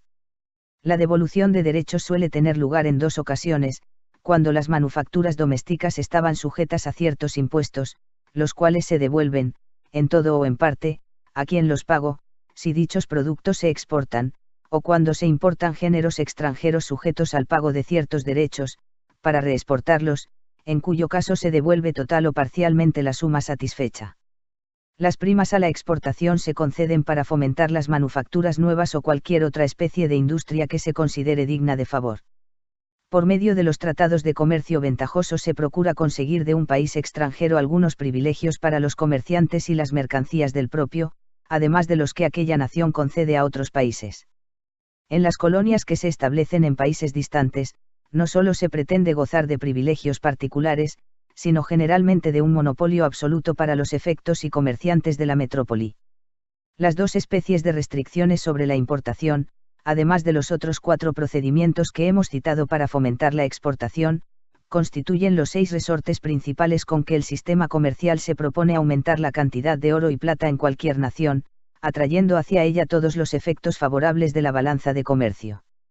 Según ellos, por su natural tendencia, contribuyan a aumentar o disminuir el producto anual del país, así contribuirán evidentemente a aumentar o disminuir la riqueza real y las rentas efectivas de la nación.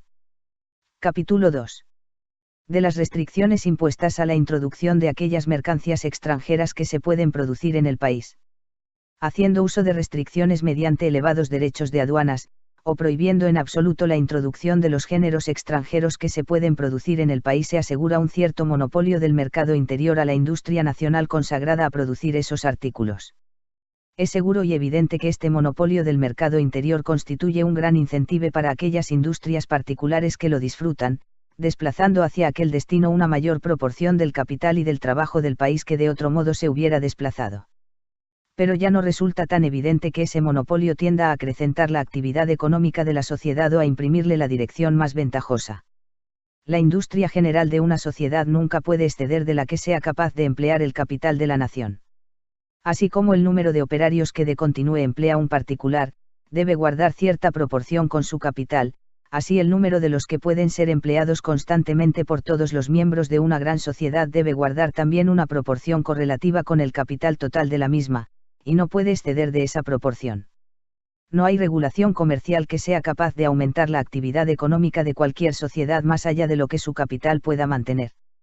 Únicamente puede desplazar una parte en dirección distinta a la que de otra suerte se hubiera orientado, pero de ningún modo puede asegurarse que esta dirección artificial haya de ser más ventajosa a la sociedad, considerada en su conjunto, que la que hubiese sido en el caso de que las cosas discurriesen por sus naturales cauces. Cada individuo en particular se afana continuamente en buscar el empleo más ventajoso para el capital de que puede disponer. Lo que desde luego se propone es su propio interés, no el de la sociedad, pero estos mismos esfuerzos hacia su propia ventaja le inclinan a preferir, de una manera natural, o más bien necesaria, el empleo más útil a la sociedad como tal. En primer lugar, todo individuo procura emplear su capital lo más cerca que pueda de su lugar de residencia y, por consiguiente, se esforzará en promover, en los límites de sus fuerzas, la industria doméstica, con tal de que por dicho medio pueda conseguir las utilidades ordinarias del capital o, por lo menos, ganancias que no sean mucho menores que éstas. En segundo lugar, quien emplea su capital en sostener la industria doméstica procura fomentar aquel ramo cuyo producto es de mayor valor y utilidad. El producto de la industria es lo que ésta añade a los materiales que trabaja y, por lo tanto, los beneficios del fabricante serán mayores o menores, en proporción al valor mayor o menor de ese producto. Únicamente el afán de lucro inclina al hombre a emplear su capital en empresas industriales, y procurar a invertirlo en sostener aquellas industrias cuyo producto considere que tiene el máximo valor, o que pueda cambiarse por mayor cantidad de dinero o de cualquier otra mercancía. Pero el ingreso anual de la sociedad es precisamente igual al valor en cambio del total producto anual de sus actividades económicas, o mejor dicho, se identifica con el mismo. Ahora bien, como cualquier individuo pone todo su empeño en emplear su capital en sostener la industria doméstica, y dirigirla a la consecución del producto que rinde más valor, resulta que cada uno de ellos colabora de una manera necesaria en la obtención del ingreso anual máximo para la sociedad. Ninguno se propone, por lo general, promover el interés público, ni sabe hasta qué punto lo promueve.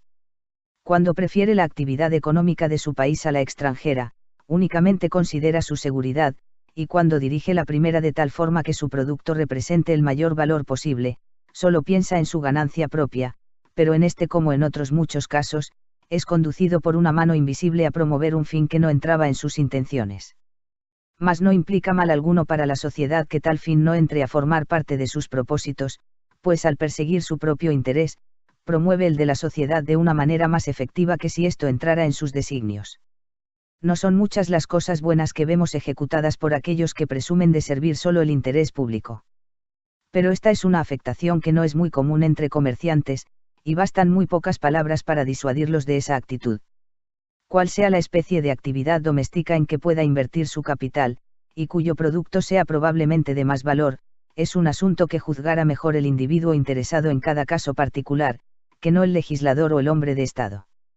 El gobernante que intentase dirigir a los particulares respecto de la forma de emplear sus respectivos capitales, tomaría a su cargo una empresa imposible, y se arrogaría una autoridad que no puede confiarse prudentemente ni a una sola persona, ni a un senado o consejo, y nunca sería más peligroso ese empeño que en manos de una persona lo suficientemente presuntuosa e insensata como para considerarse capaz de realizar tal cometido. Lo que es prudencia en el gobierno de una familia particular, raras veces deja de serlo en la conducta de un gran reino. Cuando un país extranjero nos puede ofrecer una mercancía en condiciones más baratas que nosotros podemos hacerla, será mejor comprarla que producirla, dando por ella parte del producto de nuestra propia actividad económica, y dejando a ésta emplearse en aquellos ramos en que saque ventaja al extranjero. Como la industria de un país guarda siempre proporción con el capital que la emplea, no por eso quedar disminuida, ni tampoco las conveniencias de los artesanos, a que nos referíamos antes, pues buscará por ese misma el empleo más ventajoso. Pero no se emplea con la mayor ventaja si se destina a fabricar un objeto que se puede comprar más barato que si se produjese, pues disminuiría seguramente, en mayor o menor proporción, el producto anual, cuando por aquel camino se desplaza desde la producción de mercaderías de más valor hacia otras de menor importancia. De acuerdo con nuestro supuesto, esas mercancías se podrían comprar más baratas en el mercado extranjero que si se fabricasen en el propio. Se podrían adquirir solamente con una parte de otras mercaderías, o en otros términos, con solo una parte del precio de aquellos artículos que podría haber producido en el país con igual capital la actividad económica empleada en su elaboración, si se la hubiera abandonado a su natural impulse. En consecuencia, se separa la industria del país de un empleo más ventajoso y se aplica al que lo es menos, y en lugar de aumentarse el producto permutable de su producto anual, como sería la intención del legislador, no puede menos de disminuir considerablemente. Son a veces tan grandes las ventajas que un país tiene sobre otro en ciertas producciones, que todo el mundo reconoce cuán vano resulta luchar contra ellas. En Escocia podrían plantarse muchas viñas y obtenerse muy buenos vinos por medio de invernaderos, mantillo y vidrieras, pero saldrían 30 veces más caros que los de la misma calidad procedentes de otro país. Sería razonable prohibir la introducción de vinos extranjeros solo con el fin de fomentar la producción de clarete o borgoña en suelo escocés. Si resulta un manifiesto absurdo emplear 30 veces más capital y más trabajo en un país que lo que hubiera sido necesario para comprar en el extranjero los artículos que se necesitan, es también una equivocación, aunque no tan grande, desviar hacia cualquier empleo una trigésima, o una trescentésima del capital o del esfuerzo humano. Que sean naturales o adquiridas las ventajas que un país tenga sobre otro, no tiene importancia al respecto. Pero, desde el momento que una nación posee tales ventajas y otra carece de ellas, siempre será más ventajoso para ésta comprar en aquella que producir por su cuenta. Es solo una ventaja adquirida la que posee un artesano con relación al vecino que se ejercita en otro oficio, y ello no obstante, encuentran que es más beneficioso para ambos comprarse mutuamente que producir artículos extraños a la respectiva actividad. Capítulo 9. De los sistemas agrícolas, o sea de aquellos sistemas de economía política que consideran el producto de la tierra como la única o la principal fuente de renta o de riqueza del país. Los sistemas agrícolas de economía política no necesitan una explicación tan prolija como la que hemos dedicado al sistema mercantil o comercial. Desconocemos si existe alguna nación que haya adoptado un sistema que considere el producto de la tierra como el único origen y fuente exclusiva de toda la renta o riqueza del país, antes bien, creemos que ello existe pura y simplemente en las especulaciones de unos pocos franceses de gran ingenio y doctrina. Sin embargo, aun cuando no estimemos dignos de extenso y escrupuloso examen los errores de un sistema que poco o ningún daño ocasionara en parte alguna del mundo, procuraremos exponer, con la mayor precisión y claridad posibles, la base y contenido del mismo. Reza un proverbio que para enderezar una vara que se tuerce demasiado hacia un lado, es necesario torcerla otro tanto hacia el otro. Los filósofos franceses que han puesto el sistema agrícola como la única fuente de renta y de riqueza de la nación, adoptaron al parecer esa máxima. Las diversas categorías de personas que aparentemente han contribuido siempre en una forma o en otra a la producción anual de la tierra y del trabajo del campo se dividen por aquellos filósofos en tres clases: la primera está constituida por los propietarios de la tierra, la segunda, por los cultivadores, los colonos y los trabajadores del agro, a quienes honran con el epíteto peculiar de clase productora, la tercera, por los artesanos, fabricantes o comerciantes, a quienes pretenden humillar con el calificativo denigrante de clase estéril o improductiva. La clase de los propietarios contribuye a la producción anual con los gastos que suele hacer en diferentes ocasiones para mejorar las tierras, construir edificios, desaguaderos, cercas y otras obras útiles, haciéndolos de nuevo o manteniéndolos en perfecto estado, y por cuyo medio pueden los cultivadores, con el mismo capital, recoger mayor cantidad de frutos, pagando aún mayor renta a su señor. Los cultivadores o colonos contribuyen a la producción anual mediante aquellos desembolsos que, con arreglo al vocabulario de este sistema, se llaman gastos primarios y anuales, y se aplican al cultivo de la tierra. Los gastos denominados primarios comprenden los efectuados en instrumentos de labranza, en ganado y simiente, y en el mantenimiento de la familia del colono, así como de los criados y de los animales, por lo menos durante aquel espacio de tiempo o parte del primer año de arrendamiento, en que todavía no se ha recibido la recompensa de los frutos. Los gastos anuales se hallan representados por las inversiones en simientes, conservación y amortización de los aperos, y mantenimiento anual de los criados y animales de trabajo, sin olvidar la familia del colono, en el supuesto de que parte de ella se dedique a la labranza. Los gastos territoriales del propietario, conjuntamente con los gastos iniciales y los anuales del colono, son las únicas tres clases de gastos que se consideran productivos en este sistema. Todos los otros desembolsos y todas las demás clases de personas, incluso aquellas que, según opinión común, se tienen por las más útiles, las representa esta doctrina como absolutamente improductivas y estériles. Los artesanos y los manufactureros, o sea aquellas personas cuya industria, según la acepción común de las gentes, contribuye a aumentar en alto grado el valor de las producciones primarias de la tierra, se representan en este sistema como si fueran yermas e infecundas. Su trabajo, según se dice, reintegra tan solo el capital invertido, con los beneficios ordinarios. Este capital consistente en los materiales, herramientas y salarios anticipados por los patronos, y es el fondo destinado a proporcionarles ocupación y sustento. El capital empleado en el comercio es también improductivo y estéril, lo mismo que el empleado en la manufactura. Reproduce su propio valor, sin añadir otro nuevo. Sus beneficios no representan otra cosa sino el reembolso de la manutención que la persona que lo emplea se adelanta a sí misma, durante el tiempo de la inversión, o hasta que recibe su recompensa. Constituyen solo el reembolso de una parte de los gastos que se precisan para emplearlo. El trabajo de los artesanos y de los manufactureros no añade absolutamente nada al valor del producto anual íntegro de la producción primaria de la tierra, aunque en verdad incrementa grandemente el valor de alguna de las partes de ese producto primario. Pero el consumo que realiza simultáneamente de otras partes de ese mismo producto es precisamente igual al valor que incorpora, de tal suerte que el valor del monto total no se ve en ningún momento incrementado. El error capital de este sistema consiste principalmente en representar a los artesanos, fabricantes y mercaderes como una clase de gentes improductivas e infecundas. Intentaremos demostrar lo improcedente de ese criterio mediante las observaciones siguientes. En primer lugar, se admite que esa pretendida clase ociosa reproduce anualmente el valor del propio consumo anual, conservando el fondo capital que la mantiene y emplea. Pero basta este solo motive para considerar que se le aplica con mucha impropiedad la denominación de clase improductiva y estéril.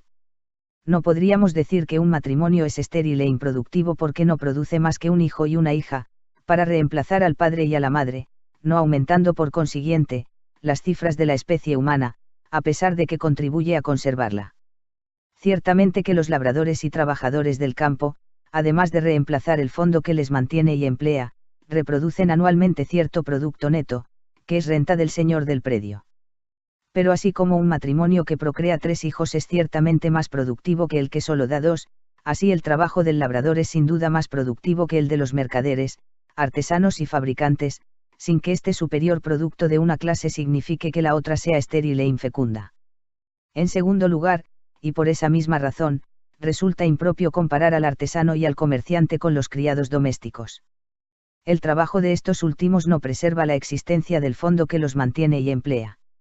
Su sustento y su servicio quedan totalmente a expensas de sus amos, y la obra que realizan no es capaz de resarcir aquel gasto. Consiste simplemente en unos servicios que perecen generalmente en el instante mismo en que se efectúan, sin realizarse ni concretarse en una cosa susceptible de venta que reponga el valor de sus salarios y mantenimientos.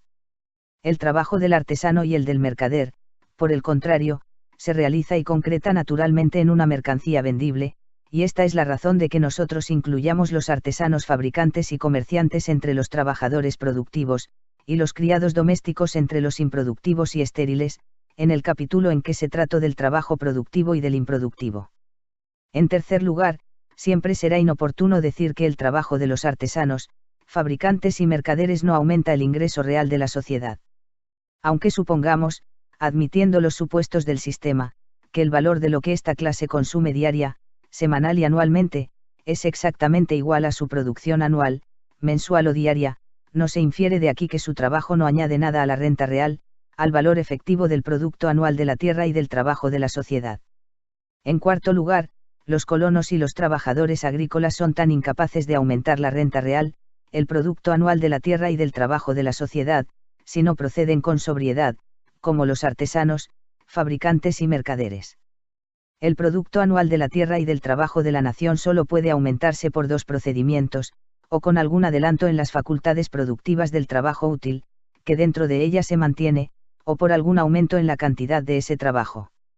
En quinto y último lugar, aunque supongamos, como parece hacerlo el referido sistema, que las rentas de los habitantes de un país consisten enteramente en la cantidad de subsistencia y de alimentos que su actividad les proporcione, siempre resultara que la renta de una nación comerciante y manufacturera, en igualdad de circunstancias, tiene que ser mucho mayor que la de un país sin comercio ni manufacturas. Mediante el ejercicio de estas últimas actividades, un país puede importar anualmente una cantidad mayor de subsistencias que la que podría proporcionarle el suelo de su país en las condiciones actuales del cultivo.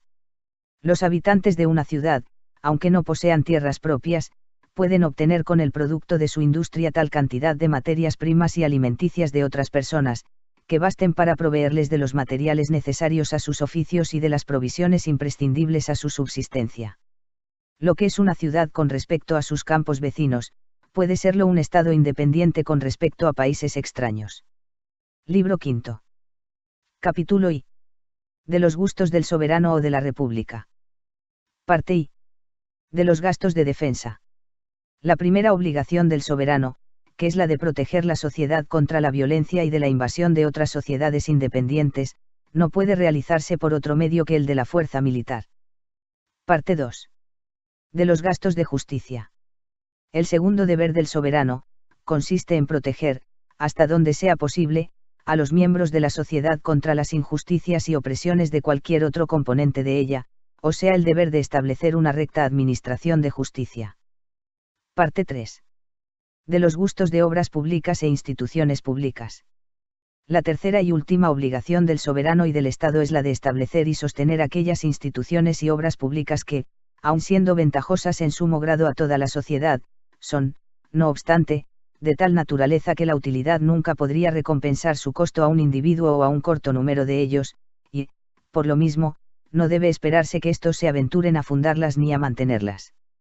Después de las instituciones y obras públicas necesarias para la defensa de la sociedad y de la administración de justicia, que acabamos de mencionar, las principales son aquellas que sirven para facilitar el comercio de la nación y fomentar la instrucción del pueblo.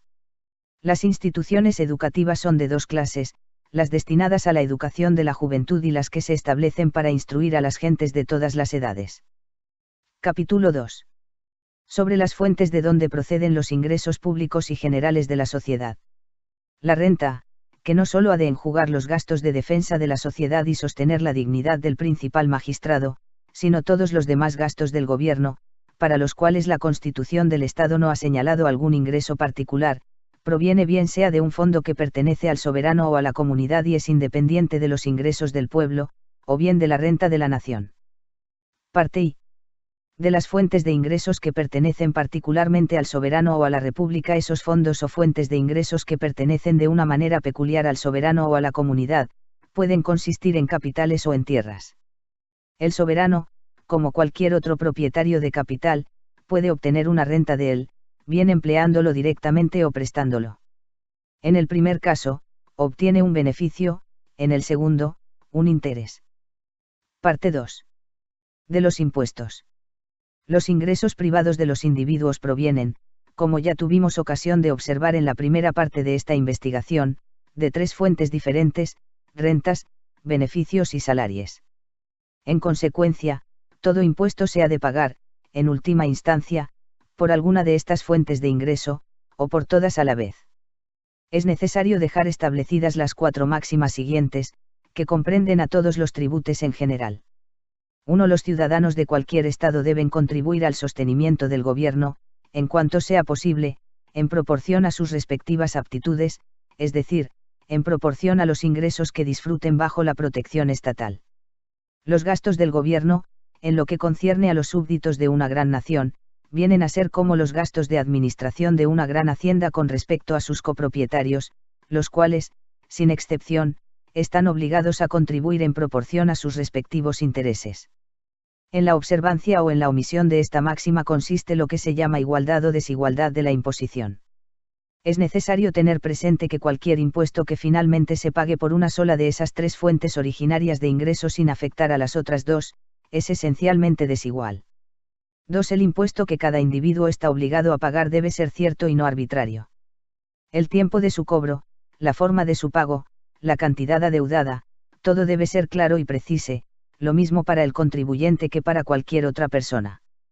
Donde ocurra lo contrario resultará que cualquier persona sujeta a la obligación de contribuir estará más o menos sujeta a la férula del recaudador, quien puede muy bien agravar la situación contributiva en caso de malquerencia, o bien lograr ciertas dádivas, mediante amenazas. La incertidumbre de la contribución da pábulo al abuso y favorece la corrupción de ciertas gentes que son impopulares por la naturaleza misma de sus cargos, aun cuando no incurran en corrupción y abuso. La certeza de lo que cada individuo tiene obligación de pagar es cuestión de tanta importancia, a nuestro modo de ver, que aun una desigualdad considerable en el modo de contribuir, no acarrea un mal tan grande según la experiencia de muchas naciones, como la más leve incertidumbre en lo que se ha de pagar. 3. Todo impuesto debe cobrarse en el tiempo y de la manera que sean más cómodos para el contribuyente. Un impuesto sobre la renta de las tierras o de las casas, pagadero en el momento mismo en que el dueño las cobra, se percibe con la mayor comodidad para el contribuyente, pues se supone que en esa época se halla en mejores condiciones de satisfacerlo. Los impuestos que recaen sobre aquellos bienes de consumo que, al mismo tiempo, son artículos de lujo, vienen a pagarse definitivamente por el consumidor y de una manera muy cómoda para él. Los va satisfaciendo poco a poco, a medida que tiene necesidad de comprarlos. Como, por otra parte, también se halla en libertad de adquirirlos o no, según le plazca, la incomodidad resultante de estos impuestos es una culpa que a él únicamente se le puede imputar. 4. Toda contribución debe percibirse de tal forma que haya la menor diferencia posible entre las sumas que salen del bolsillo del contribuyente y las que se ingresan en el tesoro público, acortando el periodo de exacción lo más que se pueda. Un impuesto únicamente puede recabar de los particulares mayores cantidades de las que de hecho se ingresan en las cajas del Estado en los 4 casos siguientes. Primero, cuando la exacción requiere un gran número de funcionarios, cuyos salarios absorben la mayor parte del producto del impuesto y cuyos emolumentos suponen otra contribución adicional sobre el pueblo. Segundo, cuando el impuesto es de tal naturaleza que oprime la industria y desanima a las gentes para que se dediquen a ciertas actividades que proporcionaban empleo y mantendrían un gran número de personas. De esa manera, cuando se obliga a alguien a pagar una contribución de esa especie, disminuye o anula los fondos que servirían para satisfacerla de una manera más fácil. Tercero, las confiscaciones y penalidades en que necesariamente incurren los individuos que pretenden evadir el impuesto, suelen arruinarlos, eliminando los beneficios que la comunidad podría retirar del empleo de sus capitales. Un impuesto excesivo constituye un poderoso estímulo a la evasión, por lo cual las penalidades a los contraventores crecen proporcionalmente a la tentación que la ocasiona. La ley, contrariamente a los principios de justicia, suscita, primero, la tentación de infringirla y, después, castiga a quien la viola, y, por lo común, agrava la penalidad en proporción a las circunstancias que debieran contribuir a mitigarla, o sea el estado de ánimo propicio a la comisión del delito. Cuarto y finalmente, cuando se sujeta a los pueblos a visitas frecuentes y fiscalizaciones odiosas, por parte de los recaudadores, se les hace objeto de muchas vejaciones innecesarias, opresiones e incomodidades, y aunque la vejación, en un sentido riguroso, no significa ningún gasto, es ciertamente equivalente a una carga que cualquiera redimiría gustoso. De uno u otro de estos 4 modos distintos, los impuestos llegan a ser con frecuencia mucho más gravosos para el pueblo que ventajosos para el soberano. La justicia clara y evidente de las 4 máximas antes citadas ha contribuido a recomendarlas, en mayor o menor grado, a la atención de todas las naciones. Todas ellas han procurado que sus tributos fuesen lo más equitativos posible, ciertos y cómodos para el contribuyente, tanto por lo que respecta a la época como al modo de pago, y lo menos gravosos para el pueblo, en proporción al ingreso que reportan al soberano. Capítulo 3. De las deudas públicas. En el primitivo estado social que precede a la expansión del comercio y a los adelantos de las manufacturas, y en que se desconocen todos aquellos costosos artículos de lujo que solo las mencionadas actividades son capaces de procurar, quien posee un ingreso cuantioso no puede gastarlo de otra suerte ni disfrutarlo de otra manera sino manteniendo toda la gente que sea posible sustentar con el mismo. Puede decirse que un ingreso cuantioso equivale a la facultad de disponer de una gran cantidad de cosas necesarias para la vida.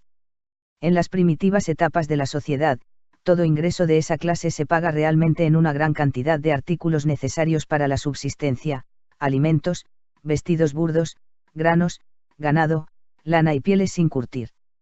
Mientras no existen comercio ni manufacturas que permitan ofrecer algunas cosas por las cuales se puedan cambiar la mayor parte de aquellos materiales que sobrepasan el consumo personal, el dueño no puede usarlos en otra forma sino alimentando y vistiendo a cuantos le sea posible. Una hospitalidad sin lujo y una liberalidad sin ostentación dan origen, en aquel estado de cosas, a los principales gastos del rico y del poderoso, pero también procurábamos poner de relieve, que tales dispendios difícilmente llegan a ocasionar su ruina. No hay, sin embargo, diversión por frívola que sea, cuyas consecuencias no hayan arruinado a algunos. La misma disposición a ahorrar y atesorar que se advierte en los súbditos prevalece también en el soberano.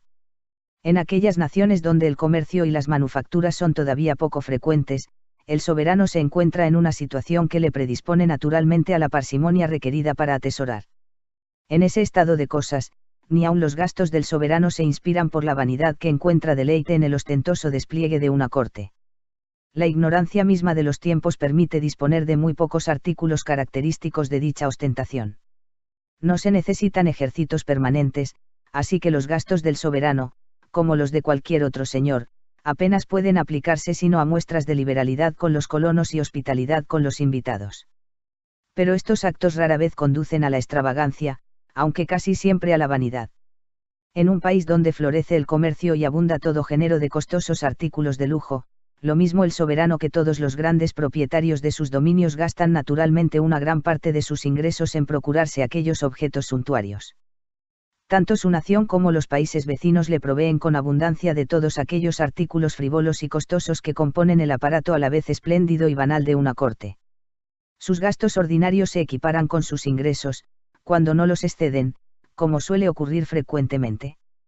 No cabe, en consecuencia, poner muchas esperanzas en la acumulación de tesoros, y por ello, cuando circunstancias extraordinarias requieren gastos igualmente extraordinarios, ha de acudir necesariamente a sus súbditos, solicitando de ellos una ayuda apropiada al caso. La falta de prudencia en el gasto, en tiempo de paz, es una de las principales causas de que se contraigan deudas en épocas de guerra. Cuando la guerra estalla no hay en el tesoro sino lo indispensable para cubrir los gastos ordinarios en época normal. Mas para hacer la guerra se necesita un gasto 3 o 4 veces mayor para atender a las necesidades del Estado y, por lo tanto, un ingreso que supere en la misma proporción a los de los tiempos corrientes. Aun suponiendo que el soberano dispusiera de medios inmediatos para aumentar sus ingresos en proporción al alza de sus gastos, circunstancia que rara vez ocurre, todavía el producto de aquellas contribuciones, el consiguiente incremento de ingresos, no luciría en el tesoro sino hasta pasados 10 o 12 meses, desde que se establecieron los tributes. Se incurre en gastos extraordinarios e inmediatos tan pronto como se presenta el peligro, y éste no espera al incremento gradual y lento de las nuevas contribuciones. En tal apremio el gobierno no tiene, por lo tanto, otro recurso que el empréstito.